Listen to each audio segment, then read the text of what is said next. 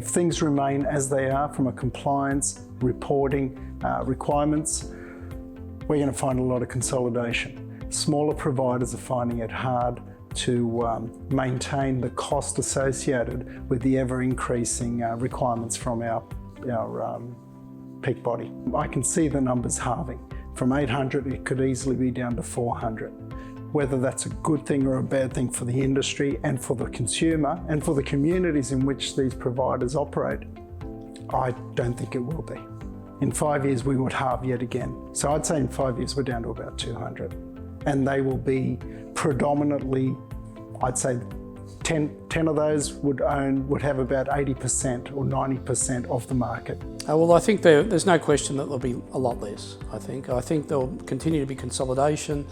Operators will continue to exit the market.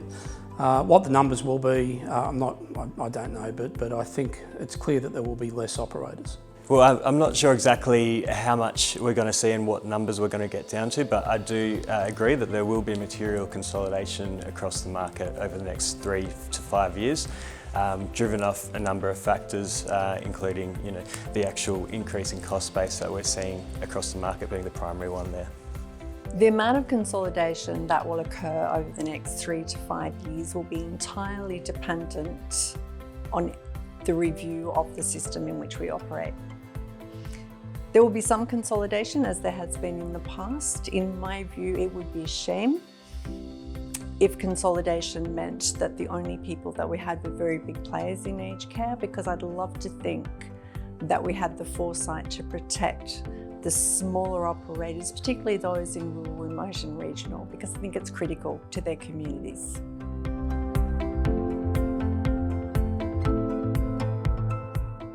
I think there's one main driver, and that's occupancy. Now, the issue with occupancy, that's a headline statement, and then you look at all the factors which affect occupancy. We have issues with GPs in regional areas where if a resident cannot, or a prospective resident doesn't have a GP, then it's very hard for an aged care provider to accept that resident in. It affects occupancy. Older multi-bedded aged care providers, nobody's going to want to go into those, especially with the issue with COVID, influenza, etc. So as a result, that will affect occupancy, as well as the cost of having to refurbish those sort of buildings. So there's these, and workforce, obviously. If you cannot attract workforce, then you cannot fill the beds because you don't have the people to provide it. And lastly would be the commission. If a standalone organisation or standalone aged care facility was to find themselves sanctioned, first of all, they can't admit people for at least 6 months. Secondly, they'll have extreme costs in getting themselves back out of sanction. All these issues will affect occupancy, which affects financial viability, which affects the decision to either close the doors or sell up. I think occupancy is probably definitely a key one. People have been experiencing lower occupancy, particularly through the pandemic. Wages, or the ability to attract staff, I think is a major one as well.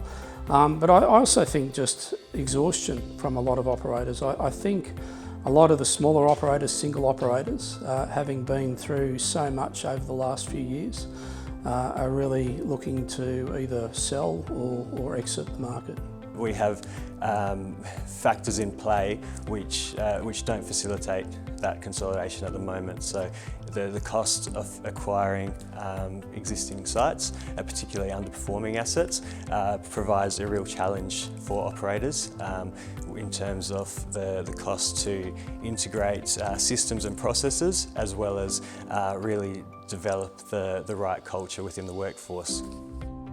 The main drivers behind consolidation, as I see it, is compliance and the cost of compliance, the squeezing on margins on a sector that has already experienced that year after year for some years now, and the lack of attractiveness of the sector to staff.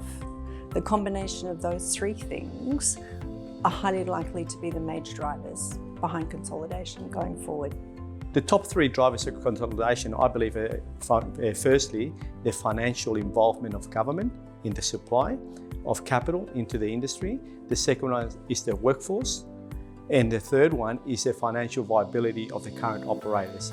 The three factors are intertwined in that the financial viability of the operators is dependent on the funding and also the level of contribution that comes into the industry from the consumers. And I do believe the biggest challenge for the national economy is the workforce. And it's exacerbated within the healthcare industry and the aged care industry.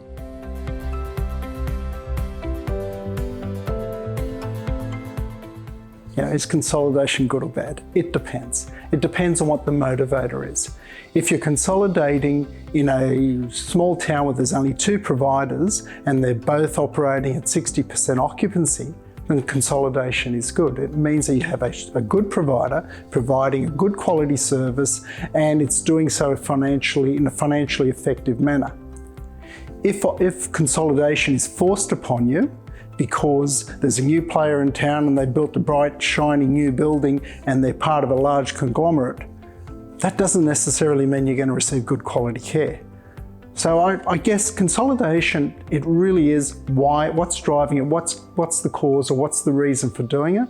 And I think consolidation in small towns where there's too much supply of beds, not enough demand to fill them, or not enough demand for workforce, I think consolidation works. But it really depends on the reason. I do think there's still a place for smaller operators in the market. I do like owners and operators that are passionate about delivering that quality service, and I think those people can and will continue to deliver those services with a smaller number of beds. So I do think that there is a place for smaller and larger operators into the future.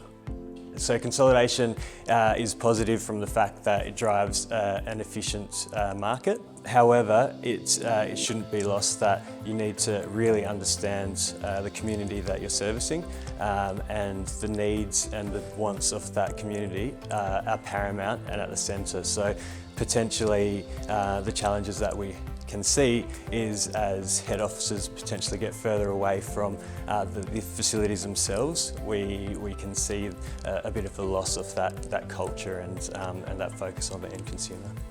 Consolidation is good for the industry. I do think that we have to believe in a free market, and a free market dictates that that's driven by the efficient operator.